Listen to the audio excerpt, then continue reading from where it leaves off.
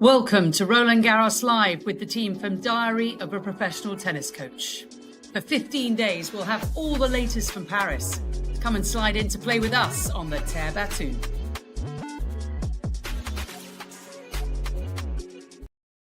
Well, hello everyone, and welcome to Roland Garros Live, part of our Diary of a Professional Tennis Coach podcast. My name is Candy Reid. Delighted to have you alongside. We're going to do this all 15 days of the second major of the year on the clay courts. Alongside me today is the wonderful Steph Miles. She is a Canadian journalist, writer, commentator, videographer, photographer extraordinaire. She runs opencourt.ca. And we are going to speak to Steph about everything that happened here today at Roland Garros on day one of the action. We're also going to focus very much on what happened to the Canadian players, Steph. And shortly also we're going to be welcoming Australian journalist Brett Phillips from the First Serve podcast. You probably heard him on an awful lot of podcasts on radio stations. He's making his way around the world as we speak, going to pretty much every tennis tournament known to man. Steph, it's a little bit like Eurovision. It's just hopefully Great Britain won't get 0 points. That's a little bit harsh. I think you're frankly in pretty good shape. Don't complain. And you have Wimbledon. Well, yes, that's true. We always have Wimbledon. We've got Australia. We've got Canada covered. We're going to be looking at all the results from today. There are a few matches, of course, going on, Steph, as we speak. And then we've got a full day of schedule tomorrow, day one, continuing where Denis Shapovalov will get his campaign underway. Let's start, though, where we need to start, of course, with the great Rafa Nadal. He was amongst his fellow comrades. Steph Miles shed a tear or two, it looks like. Roger Federer was there, as we were expecting. We had Chris Clary on the podcast yesterday on our Roland Garros preview. You can see that on YouTube. On Diary of a Professional Tennis Coach from yesterday. Also had John Williams, coach of Taylor Townsend, and Mark Gellard, coach of Magda Linette, to give us that preview. And Chris said that Roger Federer was going to be there. And of course, Novak, Stephanie was round with him as well, as was Andy Murray. And it was quite a tearjerker. Tell us what you saw. It was more than I think I expected. And generally speaking, in these types of moments, I don't get that caught up in it. Careers begin, careers end. They're wonderful. Life, that's life. But what usually gets me is if somebody, like the way Nadal was just lost it. He was so emotional, and so many moments of it. And I was surprised by it because he's had almost a year to sort of process, and he knew this was coming. And I think just walking out on Cours Philippe Chatrier, everything just kind of overwhelmed him a lot. And so when he started to lose it, that I started to lose it. And, not too professional, but I wasn't the only one, and I think part of it is everybody makes it so personal. You might have been a fan of Nadal your whole life, but I'm sitting here going, I've watched all of these, covered these guys' entire careers, and 20 years has gone by. And now they'd love to still play. Well, Djokovic is still playing, but they'd love to still play if they could. And they can't anymore because they're too old. So how old does that make me? It's all very young me. Is the answer. No, yeah, but that's it. It's like a moment in time, but it's 20 years and it's gone now, and we're not ever going to see it again. And then when you see these four guys together, it really sort of brings it home, I think. And I was wondering the whole time what Djokovic was thinking, because he's obviously having to make some decisions in that regard. Yeah. And I just wonder what was going through his mind. Yeah, of course, Novak Djokovic, now 38 years of age. He's just won title number 100. Is this going to be his last Roland Garros? We just don't know, do we? Andy Murray has retired. Roger Federer has retired. That was emotional, wasn't it, with that handheld moment at the Laver Cup between Federer and Nadal, which I think brought a tear to even the hardest person's eye. And today was the same with Rafa Nadal, finally saying goodbye to what he called his favourite and most successful court. 14 majors here, Steph. Put that into words for us. It's impossible. There are a lot of things. But I will try. There are a lot of things in sports, in life, and you say, "Oh, that'll never happen again." And And you'd never say never because never is a long time, right? But I feel fairly confident, were I a betting woman, that nobody is ever going to win 14 Roland Garros titles again, ever. Not in my lifetime, not in the lifetime of the tournament, perhaps not even in the next millennium. I just don't think it's possible.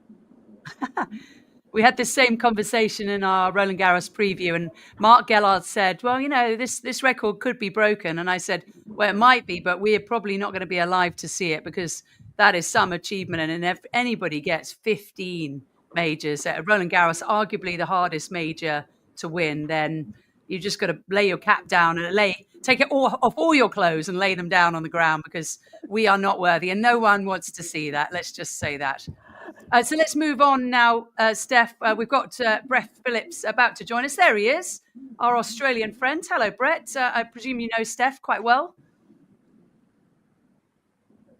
I do, and there we go. We can hear you, Brett. Candy back from made the mad dash back from Roland Garros. Merci, Rafa.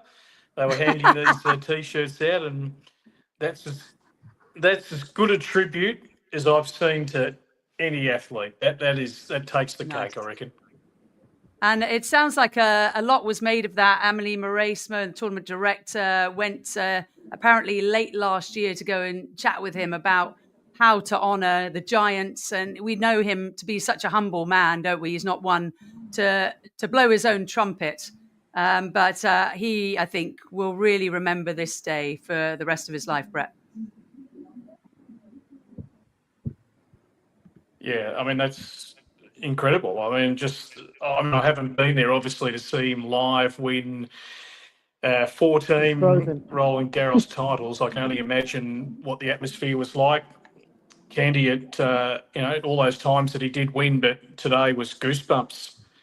Sort of stuff, and to see then Roger and Novak and Andy, and then the tributes to his mum and dad and his uncle, which he was so pivotal in his career, and how about his little boy just on cue, waving to the crowd at every opportunity. He's already got a bit of stardom about him, and just humble. What a tribute, and obviously the tears were going to flow from Rafa. He's a pretty emotional guy, and it's farewell. But as he said, obviously that's the legacy on court, but he, Roger, and Novak and Andy have got still a big part to play in tennis. Is what their legacy will be off court years down the track. Yeah, let's hope that they all play a part. We know that Rafa Nadal is a Saudi Arabia tennis ambassador, don't we? And he's also got the incredible academy back in Mallorca. So the Rafa Nadal legacy continues. Brett, I'd love to speak to you about your Australian/USA young woman, Maya Joint, because she has just done the double in Rabat. She's won her first WTA Tour singles title. She followed it up with a first WTA doubles title at the same location. She's coached by a good friend of mine, Chris Marnie.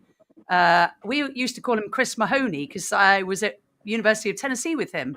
And his wife, Crystal, was a teammate of mine for 2 or 3 years. And he has done a wonderful job coaching Maya Joint, who seems to be an extraordinary young lady. Just put us into words how good you think she could be. I think sky's the limit, to be totally honest. I don't want to put a figure on it, but to think that she has come from... I mean, when I was at Indian Wells last year, Candy, she won the 35K in Santo Domingo in the Dominican Republic. And I think she was about 400 at that stage. And she was extremely shy. I did an interview with her. She was on a train going back to Florida. I couldn't get a lot out of her. And I've got to say, from a media perspective, she's come a long way in 12 months. But her game just stacks up. I mean, to think, 2 years ago, we had never really heard of her in Australia.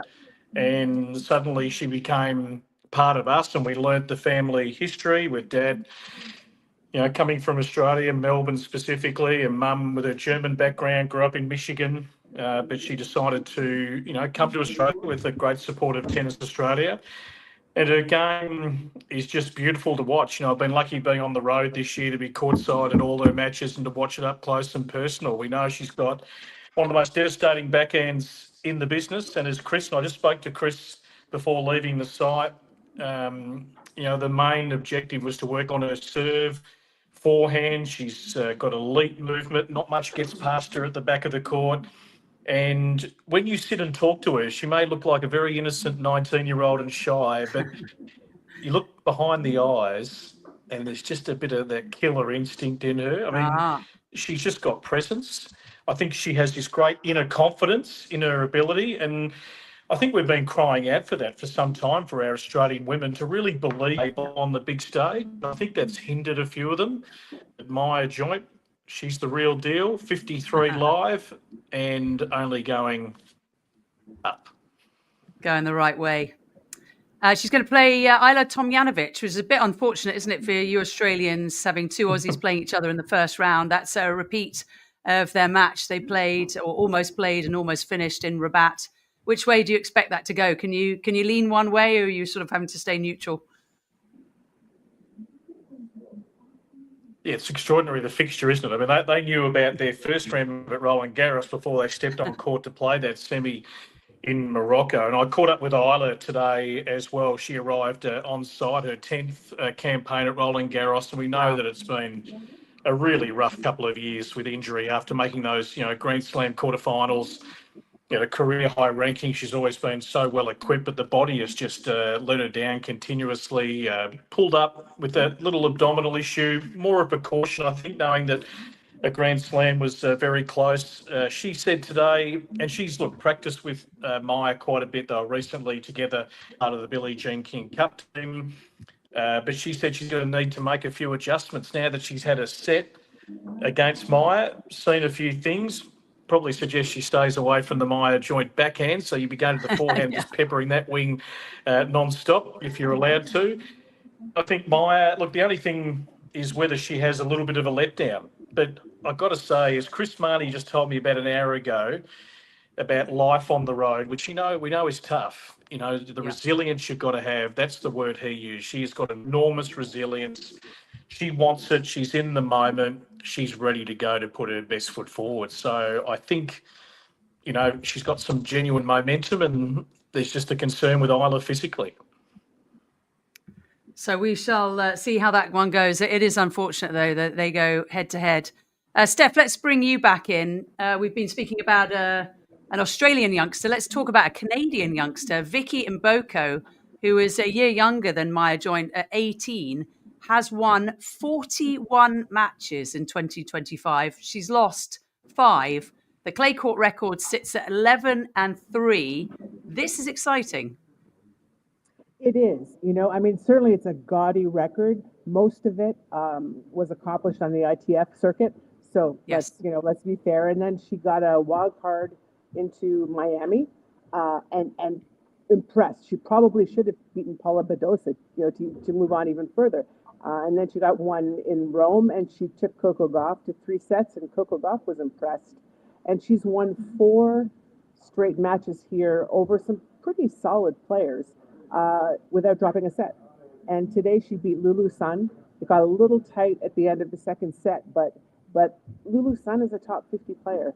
Not a really confident one right now, I'll grant you. But Vicky Mboko is playing top 50 tennis. I don't get quite as I tend to temper these things probably a little bit more than Brett does because coming from Canada, I've seen firsthand over the last 10 years what early success at that age has done in terms of how it changes young women's life. With Jeannie Bouchard and with Bianca Andreescu, and this is the easy part. You know what I mean? And Mboko was 300 at the start of the season. This is all fun. She's still in her, I really love traveling to all these countries, and this is great. And wow, I'm just going to pretend this is a 15K, at Roland Garros mode. Yeah. So this is the easy part, relatively speaking, if you have talent. But she's making the most of it. She was a very good junior. She got to the final, the Wimbledon doubles, and I think Australian Open doubles as well, but she was always hurt. She had a bad knee. She had a knee that was in pain for basically 3 years. So she was never really, and even with that, she got to 6th in the world in the juniors. So she's always had the talent. And so right now, it's just grip it and rip it. And she has more game than she's actually, showing. She hasn't really needed to show it. She's confident, and she's loving every minute of it. And I mean, it's great to see. Like I said, it's promising, and I really look forward to seeing what the next 6 months are going to bring for her. Yeah, that's a scary proposition, isn't it? Given that she's so young, as you said, she's qualified without losing a set here, and she's beat some pretty decent players: Sonia Kraus, Katinka von Dijkman, Kaya Juvan, and today beats Lulu Sun, who's had such an amazing Wimbledon last year, didn't she? 1 and 6, and Boko into the second round of Roland Garros. But it hasn't been all sunshine, has it, for the Canadian players today here at Roland Garros? Another loss for Leylah Annie Fernandez. And I have to say, Steph, I've commentated on quite a few of Leylah's matches just recently. And I'm a little worried about her. I just think she looks really underpowered. I feel similarly. And the thing about Leylah Fernandez is that it all starts with the serve. The serve has always been a weakness. Technically, it's unsound. And I've tried to sort of dig into that, which I will actually in about 5 minutes as she's finally coming into press. Maybe not so much today, but I spoke to her father about it, and I said, for example, have you ever thought of asking Martina Navratilova to come and have a look at her serve? Who lives 10 minutes away? And he sort of brushed that off. And I asked her about it yesterday, and she said, well, they seem to think at this point that it's a mental issue. She's going with with a mental coach, and I disagree, but they didn't ask me. So the problem now is that there are many more girls who can overpower her, which was really the only way to beat her at her best. And I'm like I'm concerned. I think that she's at a real inflection point in her career, and her confidence is obviously sort of draining away by the minute. She lost to Olga Danilovic, who's a more than decent player, isn't she? Very, very strong Danilovic. We were actually talking about Danilovic in our Roland Garros preview yesterday and saying she could be a bit of a dark horse. I don't know if you agree with that just from watching the match, Steph, because it was one-sided 3-1 for Danilovic. Look, she was a couple of spots out of being seeded at this tournament. So she was, ranking-wise, one of the tougher opponents that Fernandez could have had. I tell you what, she's got a big serve, a big lefty serve. Not many of those around. And she absolutely cranked the ball. But she can also hit a slice and a drop shot. And, I mean, she's dramatic to watch. Whether it's good or bad, everything is an absolute glare and some bad words in serving it that I don't understand. I was sitting right next to her team, right, every single point. So she's certainly very entertaining, but she's got game. And the thing is with her is probably, I guess, consistency. And she, Fernandez did everything she could today, but she just got blown off the court pretty much. And Danilovic kept the errors down. And if she can play that way, and that's an if, she could beat some people. Yeah, of course, there's an if. Let's have a look at the other results today. Alina Svitolina, Brett, looking really good. I think there's no doubt that she should make the second week. And Aryna Sabalenka losing just one game. Those two have to be contenders, would you say, particularly Sabalenka? No doubt. Yep, this is one she wants. And we know that Iga's had, a dominant streak and comes in with not the normal preparation and titles, having won, the lead-in titles more regularly than not. So Arena's got the eye of the tiger, whether she can get it done. We know that, generally the game is on her racket every time she steps out there. So, she's certainly not as vulnerable as she used to be. We know that, the evolution of her game has been magnificent. The soft caress and the touch add to the brute power has been brilliant. And look, Alina Svitolina, she's made the best return to the mums, been outstanding since she's come back. And just highly competitive as she was before she gave birth, and she's come back even hungrier, and she's added some dimensions to her game. And you've got to play really well to beat Alina. You've got to get a lot of balls back, and she's just a magnificent competitor. You love when that's just built in, that DNA. And sometimes and obviously our Aussies be able to just, in some cases, just dig in a little more, particularly on the clay where you've got to hit a few extra balls. So, yes, Alina's always there, isn't she? She's a former world number 3, and she's come back after giving birth, and still to be where she is, rankings-wise, is a testament to her consistency. Most times she steps out. Yeah, she beat Sonmez, losing just a couple of games to the Turk. Just looking at Svitolina's best results here at Roland Garros, quarterfinals on multiple occasions, hasn't been to the semis, but perhaps 2025 is going to be her year. Steph Miles, we're going to lose you anytime soon because you've got to go to the press conference of Leila Annie Fernandez. Thank you so much for joining us. Just before you go, you've got to tell us who you think will win the men's and the women's draw here at Roland Garros. I think Yannick Sinner is going to. You're going out on the limb there, Steph. I know, but he's not the favorite, I would say, right? So I think if I was going to pick a real long shot, I would probably pick Jack Draper if he can handle the 5-set stuff. On the women's side, again, the number 1 is not the favorite, but I think it's Sabalenka's time. If I had to pick a long shot, I would say Paulini, who's in Svitolina's section. You're saying that Paulini is a long shot, having just won Rome? Yes, but she is. Is she not? She almost lost today. 3 sets today over Wan Wei of China for Paulini. Surprising, but she recovered well, didn't she? Yeah, I don't think that's a long shot. She did reach 2 major finals last year, Steph. She did, and I'm telling you, the way she's handling, she's going to have to defend all those points now. And so the way she handles all of that this summer is going to be fascinating, because I don't think she is a perennial Grand Slam finalist. I just don't think she has enough tools in her kit. Yes. It's an incredible season last year. So to even come close or to do half of what she did in 2024 for her, I would consider to be a huge success for her. All right, so the dark horse of Steph Miles, Jasmine Paolini. You need to put that to a press. Steph, thanks so much for jumping on, and hopefully you can jump on. We're going to be doing this all 15 days of Roland Garros, just looking at the results of the day and looking at some matches tomorrow. See you soon, Steph. Thanks so much. I'll be here. I hope that Leila Fernandez is okay. We'll find out.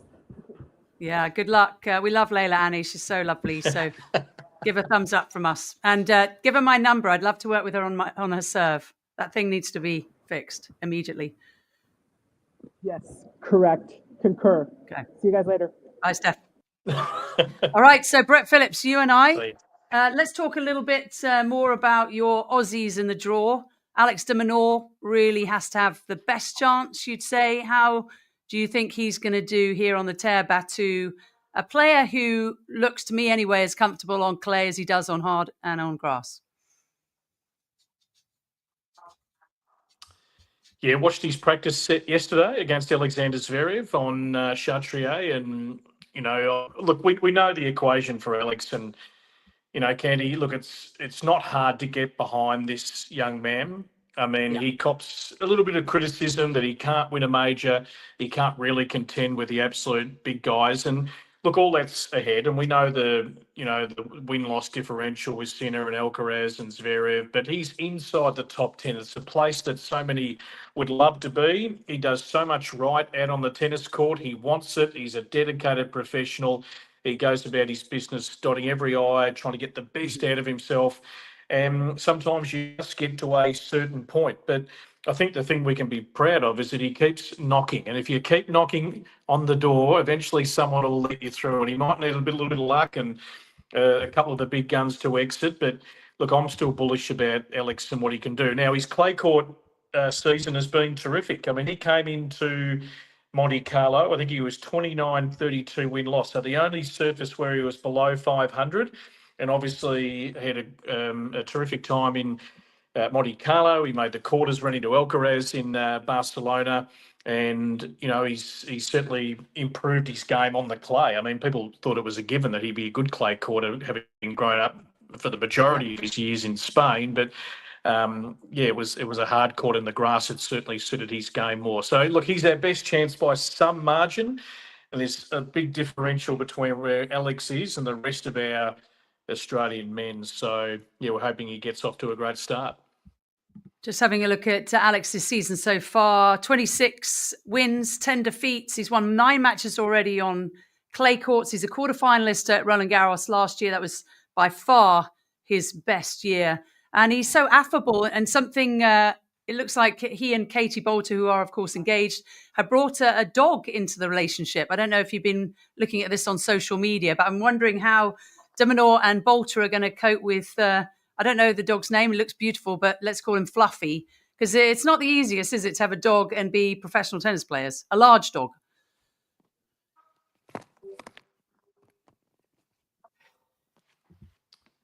Sorry, I might have lost you there, Candy. I apologise. I might have lost the no worries. connection just a little bit. Yeah, no worries. I was just mentioning that Alex de Minaur and Katie Bolter seem to have a new addition into the house, which is of the dog variety, a chien, as they call them in France. And I'm just wondering how that's going to work with 2 professional tennis players.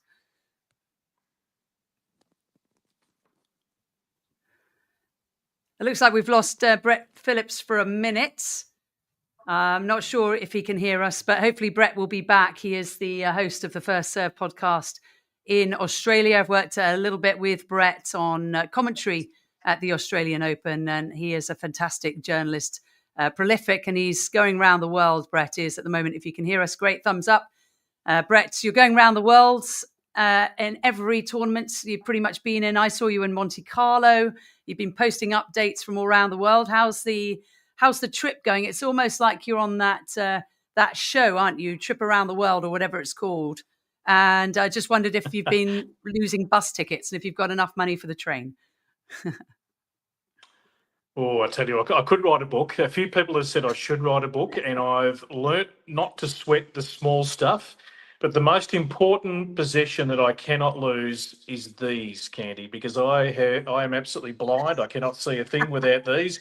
I don't mind if I lose my wallet. I can lose my phone, but I cannot lose my glasses. So I hang on to those for dear life wherever I go. But look, it's been a great experience. I think maybe people don't quite... Well, I think people do understand how far away Australia is in tennis terms and in global travelling terms. And I'm very lucky that I have one of the 4 biggest tournaments right in my backyard, 10 minutes from my house in Melbourne. But I wanted to go and see, the rest of the tennis world. I had travelled before, but there was a lot of, big tournaments that I hadn't touched. And to actually be physically on site, to smell, to feel, to hear the crowd, to just feel the vibe of all these tournaments has been absolutely outstanding. And they'll be, in the back of my mind forever when I go to recall my time at the Foro Italico or Madrid, Monte Carlo. I mean, I saw you there. I mean, phenomenal. I think Indian Wells still remains my favourite, but probably my most enjoyable week was Barcelona. And, an old club a bit like Kooyong in Melbourne, actually, I interviewed the historian there who said, I wish you had to come when all the temporary stands, it's just a club. But I love the Spanish fans. They were there for the tennis. I mean, everyone in the crowd was either, you're a tennis player, a tennis coach, you're involved in tennis. Brett, you're breaking up just a little bit. It's difficult to hear you, and we want to hear this because you're talking about the historian, but it's really hard to hear you. So I don't know if there's an adjustment you can make. We can see you clearly. It's just the audio is a bit crackly. Brett Phillips talking about his trip around the world, going to literally every tennis tournament he can be. Brett, give us a thumbs up if you think you're in good shape. It is the Wi-Fi in Paris. I'm sure it's being used by so many people there, so many people staying, of course. The home of the Olympics last year, won by Zheng Qinwen, of course, on the women's side, and Novak Djokovic on the men's. Will we get a repeat of that? Well, we might well, because Zheng has won today. She beat Anastasia Pavlyuchenkova with not too many problems. And, of course, Novak, after that 100th title, he's got to be one of the candidates, but it's definitely Carlos Alcaraz, isn't it, against Yannick Sinner. I think that everyone is hoping, or most people anyway, most people are hoping will be in the final. Brett, if you can hear us, we can see you, no problem at all. It's just you were breaking up a little bit. If you can continue, and let's see if we can hear you a bit better. You were talking about the historian.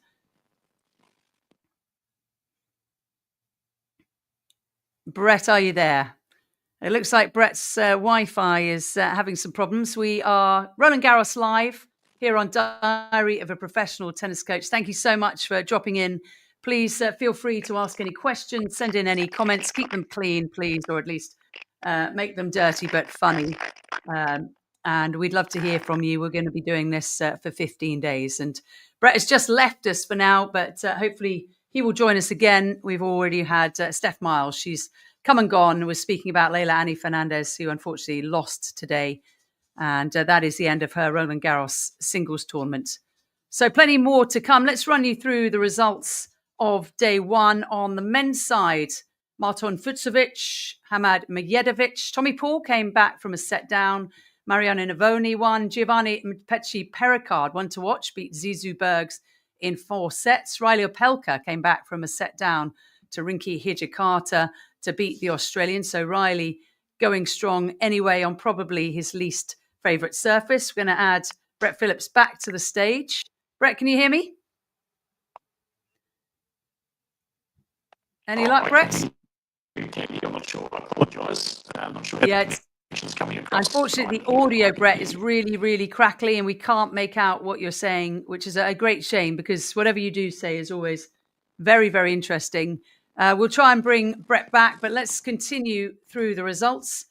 So we've done Pablo Carreño Busta. He was a winner today against Comisano of Argentina. Zuma beat Tarante. Copriva beats Thiago Montero. Lorenzo Musetti, he could be one to watch. What a fabulous season for the Italian. Beat Yannick Hanfmann 6-love in the 3rd set. Juan Manuel Cerundolo, the younger brother of Francisco, beat Alex Mickelson in 3. Galan, a winner. Tiafoe, a winner. Marojan, the Hungarian, who, of course, beat Alcaraz on the clay a few years ago. He's through at the expense of Luca Nardi. Garanti has beaten Hassan, and the other matches on the men's side still ongoing. Brett, we'll give it one more chance to see if you can hear us have a word again, and let's see if it's a little bit clearer this time. Keep speaking. I apologise, Candy. I'm not sure. It might be a little flat spot here. No, we can hear you loud and clear now, so that's really good. It was just a bit crackly before. We'll see how it goes. That's modern life, isn't it? Lots of technology. I've just run through, Brett, all the ATP results for the day. On the women's side, we talked a little bit about Vicky Mboko beat Lulu Sun. Svitolina 1-1. Victoria Golubic, Brett, has beaten Petra Kvitova.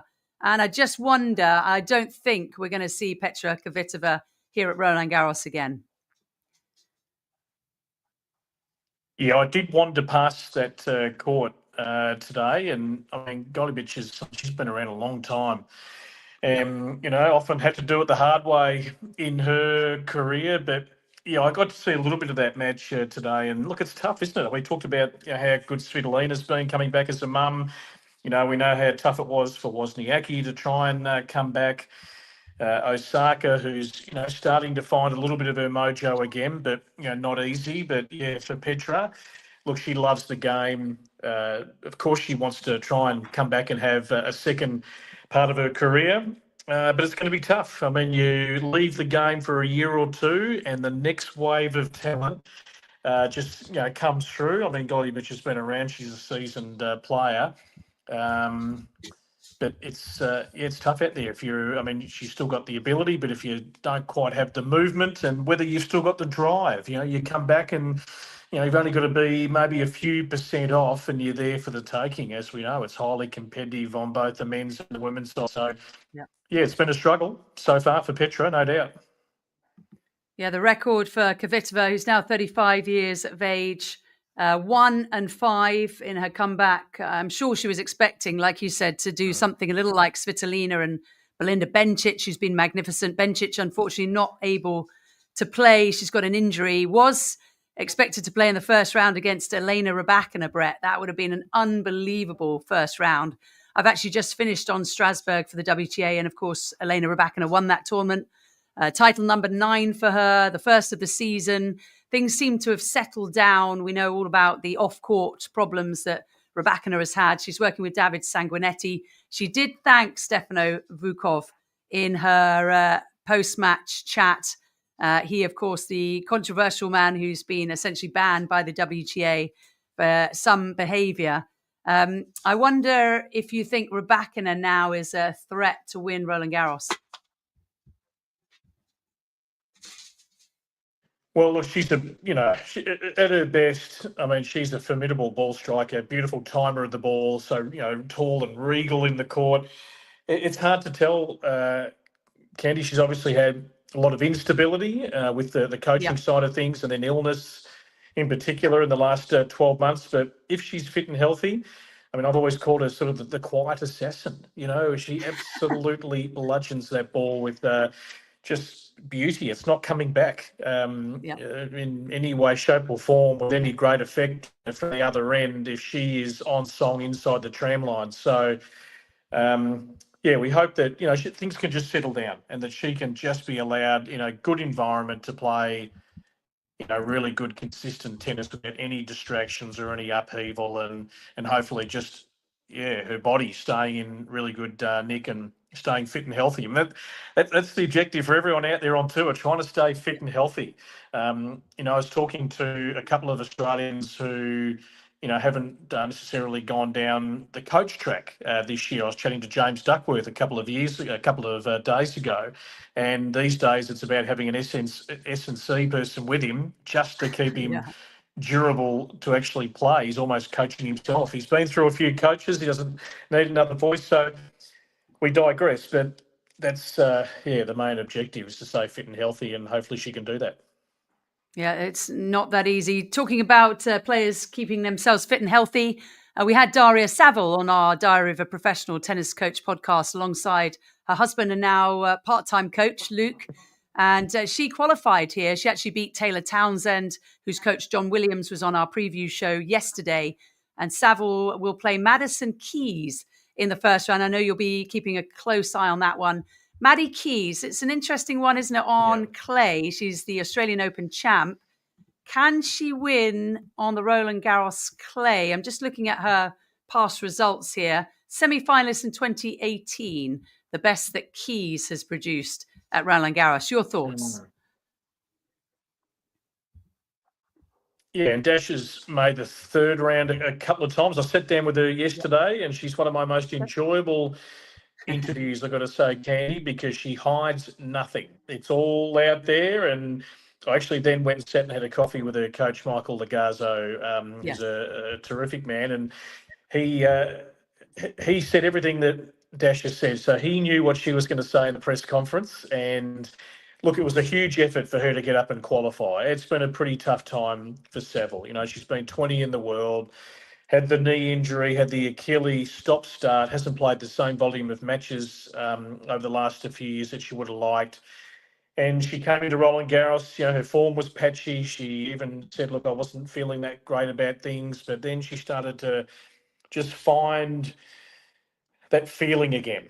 And she still wants it. She's a great competitor. I mean, I first saw Dasha play the Australian Open wildcard playoff, and we used to have that event many years ago when she had made the move to Australia. And this animated competitor on the outside courts of Melbourne Park, letting everyone know that she'd arrived. You thought, okay, it's not hard to get behind someone that competes and tries to get the best out of themselves.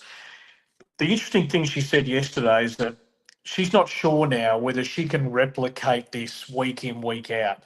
Now, she's, too good to me to be 137 or whatever she is in the world. She should be inside 100.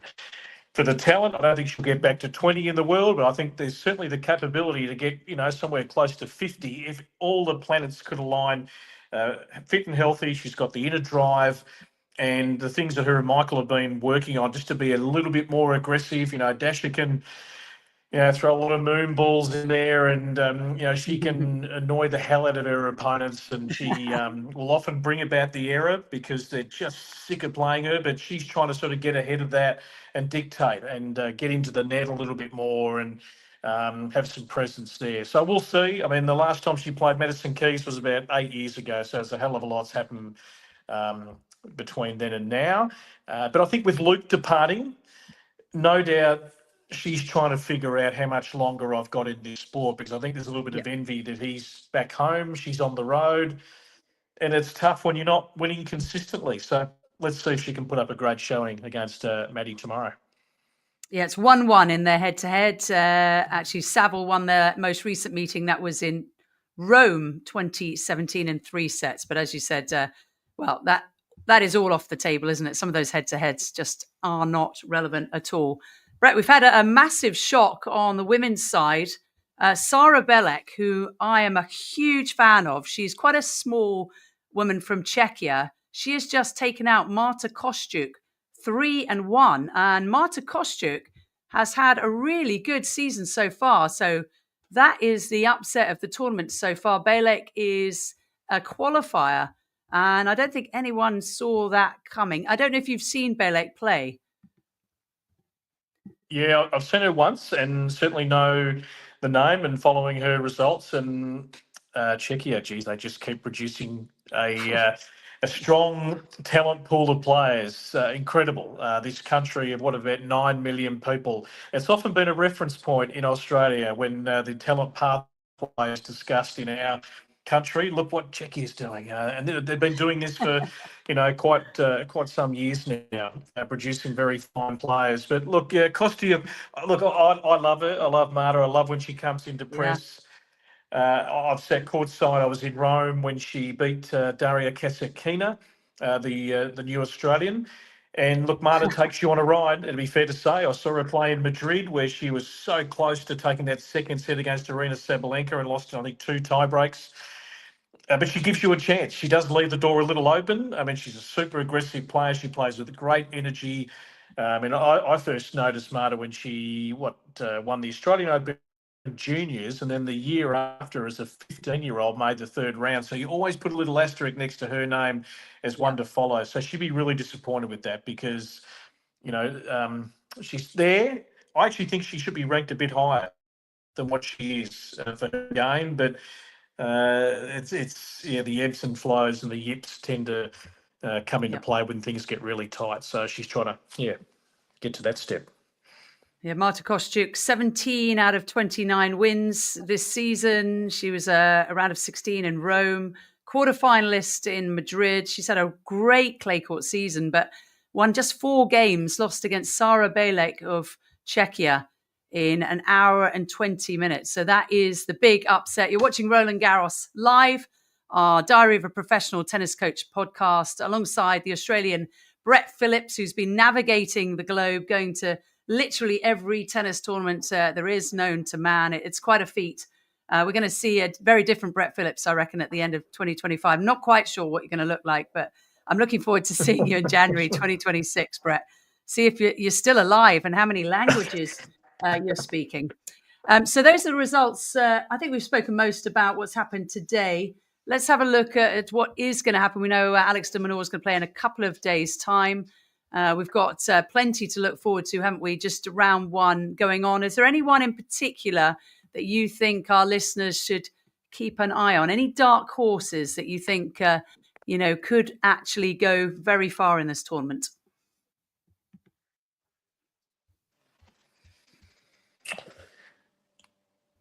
Yeah, well, I think certainly if I probably just zero in for a moment on the Australians. Well, on play, I mean, we try and come in with some optimism. So it would be a dark horse if any of our Australians made a really good run. Look, I'm really keen to see what Alexei Popyrin can do. I know I think he's first up tomorrow. Really Nishioka, he's playing Nishioka. Monte Carlo, but yeah, and look, it's one on paper. Alexei, should win. I mean, he and Wayne Ferreira have now been together a few weeks now, sharing the duties with Neville Godwin, of course. So the Ferreira effect has had now 5 or 6 weeks. And Alexei said to us yesterday, he's loving having Wayne on the road, loves his stories, his history, laid back.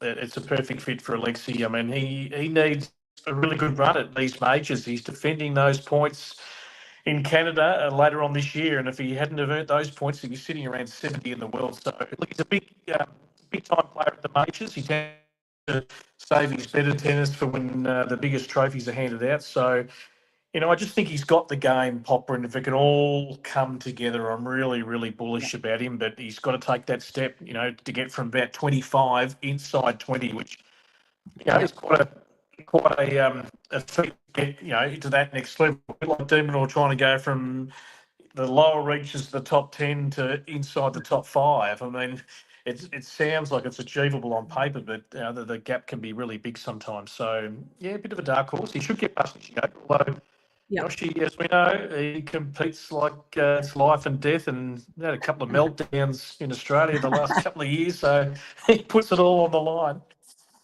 I think we all love to see that because it just shows that these players are human. And we know, I certainly do from my career, that I can act like an absolute moron on the tennis court.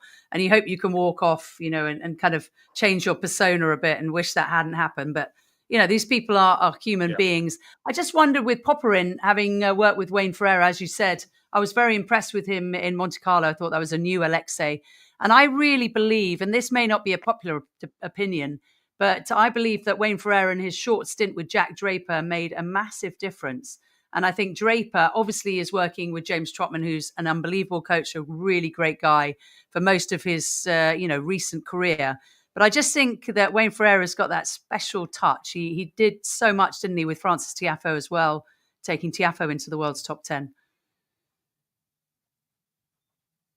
The first thing he said, Candy, in Monte Carlo, Alexei, when he came into press to talk to us about, the partnership and the early discussions, with the first thing that was identified was the backhand, changing the backhand grip. Now, that's the wing that I feel like Alexei's been working on. I mean, I've spoken to past coaches when Alexei was about 300 in the world and they were working on the backhand wing. So each coach has sort of had a different feel, if you like, of how that backhand should operate. But look, it's a shot that he needs to get more value out of. We know the serve forehand is pretty good. I love when he comes forward. He's got a big wingspan. I think he can be really effective coming forward, instead of just maybe letting things just sort of unfold from the back of the court, being the big a little bit more. But look, Wayne. I mean, I think anyone who knows him in the Cape knows that he's been a very, very good coach. And, the Tiafoe one was a bit of the odd couple. We thought, how's that going to sort of gel? But, he brought great discipline to Tiafoe, got him in the world and got him to really, really knuckle down to match that sort of natural flamboyant talent. Now, I wouldn't say Alexei's sort of a Francis Tiafoe by any means in terms of his personality and the way he likes to play tennis, but this will be the challenge now, trying to get Alexei inside 20, which I think there's still some work to do, to be honest, just to be able to stay engaged. He can sometimes go wandering in matches, Popperin, where it just sort of floats along. So a very different athlete to an Alex de Minaur, and there's often the comparison between the two. He's got to be able to really. I love when he grits his teeth. I love when he really digs in, Popperin, and you've got to do that at this level. Otherwise, there's plenty who are there to take his scalp. Absolutely. And just looking at some other matchups tomorrow, Casper Ruud will be in action against Ramos Vinolas. We've got that Popperin Nishioka match. Corda versus Darderi. Luciano Darderi brings out his best, doesn't he? The Italian/Argentinian on the clay courts. Thomas Martin Echeverry is taking on Stefanos Tsitsipas. Taylor Fritz will be playing Daniel Altmaier. Karen Khachanov up against Alexander Vukic of Australia. And Denis Shapovalov will take on Pedro Martinez. And last but not least, Francisco Cerundolo of the Seeds facing Gabriel Diallo, who's one of Steph's Canadians. On the women's side, Brett, let's have a look at what we've got to look forward to. Naomi Osaka versus Paula Badosa is one that leaps off the page. What do you think about that one? Yeah, absolutely leaps off the page. Look, I'm rapt that we're starting to see some better results for Osaka. I'm sure she's questioned, the comeback and where's it all going to end up? Where am I going to be able to evolve to? I mean, obviously it's, tough to get back to where she was with what's happened. Yep. The game has just continued to move very quickly with the amount of talent coming through. But I think Naomi's probably got some, renewed confidence working alongside Patrick Mouratoglou. And I mean, for Paula Badosa, when she's fit and when she's healthy, she's a terrific player. There's no doubt. I mean, she spikes extremely quickly. She's a winner. She wins tennis matches more often than not. It's just been able to get that continuity. But it's great to have her out there because go back to last year, she was on the couch and ready to give it away. She was done. But obviously, her career has been curtailed with injury. That's a really hard one to call. I can see a real battle in that one that could really go 3 sets and take us on a bit of a roller coaster ride come tomorrow. But yeah, I think Naomi's recent form on the clay has been really, really encouraging. First meeting between these two. It always surprises me when two people that have been around for quite some time are going head to head for the first time, but only one of those players will make it through to the second round. And that's just the way it goes, isn't it? At majors, if you're not seeded like Osaka, she's just inside the world's top 50, then you are liable to be drawn up against a seeded player. Elena Rybakina, we've spoken about her winning Strasbourg. She's up against Julia Riera, a qualifier from Argentina who's more than decent on the clay. Emma Raducanu, Brett, will face Wang Jinyu. Should get through that one, although Wang from China leads the head-to-head 1-0. Raducanu, we've heard, has been having some injections in her back just to make sure that she's okay to play. She says she doesn't like having needles, but she's getting through it. There's a lot of hype around her, Brett, as we've spoken about. Essentially, if she breaks a fingernail in Great Britain, it is reported on. That's a lot of pressure, isn't it?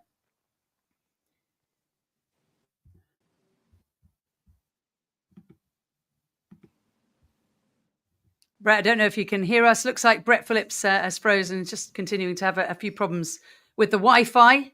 And he'll give us the thumbs up if he's back in play. So I'll just read a few more of the matchups. Caroline Garcia, due to play her last Roland Garros, will take on Bernarda Pera. Katie Bolter is in action. Barbora Krejcikova, who returned at Strasbourg, her first match of the year. She played and lost to Magdalena Net, looked really rusty. She's up against Tatiana Maria, the mother of two, hasn't won much from Germany. Daria Kasatkina, a new Australian, will face Katerina Siniakova. Clara Towson is going up against Magdalena. That's one I'm going to be watching for sure because, of course, Magdalena is coached by Mark Gellard, my co-host on Diary of a Professional Tennis Coach. And the other match that really sticks out, Veronika Kudermetova versus Yelena Ostapenko, a former champion at Roland Garros. Brett, can you hear me? Any chance you can hear me, Brett? Because I'd love to know who you think is going to win the men's and the women's. And maybe I'll just type that into the comments. By the way, if you're watching and listening, you are more than welcome to ask any of our experts questions. We're going to be speaking to the great and good of the tennis world throughout the next 2 weeks. This is Roland Garros Live on Diary of a Professional Tennis Coach. You can watch on YouTube. We'll also be posting to Spotify, on Apple. Brett, can you hear me? I can, Candy. I do apologise. I know I've dropped out a few times. So I do apologise for the connection. Not sure someone hasn't paid the bills here. I'm going to have to get on to that. We'll blame the Paris Wi-Fi, not you. Don't worry. We're going to wrap it up now. I'd love to know your dark horses for the men's and women's and your potential champions. Dark horse for the women's? Ooh. Mm-hmm. Yeah, look, I know Steph said Paolini before, and being in Rome, I thought she was terrific, and I'd love to see. Oh no! What a terrible time for the Wi-Fi to break out again. Brett, if you can hear me, we didn't hear. We think you said Jasmine Paolini, and you'd love to, and then it cut out. Well, I would love to see her win just for the moment of joy it would give all of us, Candy. And I mean, the way she celebrated winning at the 4-0 at Teleco, that atmosphere was unbelievable being on court for that about a week ago. So I don't know if Jasmine's necessarily a dark horse. I mean, she is the reigning runner-up at Roland Garros, and she's 4 in the world. So yeah, we probably need to give her a little bit more respect than that. I think it's a dark horse.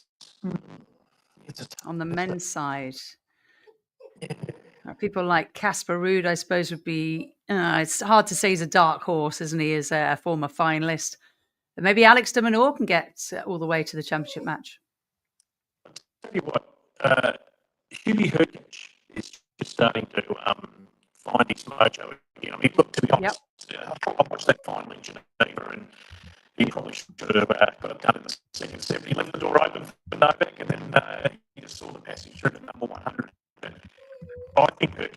starting to find, I think he's a great talent, and if he can harness all that, if it all come together in his game, I give him a sneaky chance to build on the momentum of what he's had in the last few weeks, maybe make it through certainly to the second week, and who knows what can happen from there.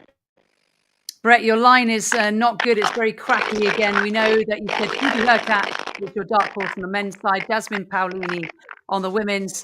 Just given the quality of your Wi-Fi, let's leave it there. Brett Phillips, you've been wonderful to have on the podcast. Thank you for being on Roland Garros Live. We've also had the Canadian journalist Stephanie Miles. I've been on Brett's podcast, I should say. That's quite tricky to say. And now he's been on mine. So it's 1-1. And we'll have a penalty shootout, I'm sure, at some point. Thanks very much, Brett. Thanks, everyone, for listening and watching. We'll be here for the next couple of weeks. So we'd love to see you again. And please write your comments. My dog is telling me that it's time to leave. So I'll take his cue. Bye, everyone.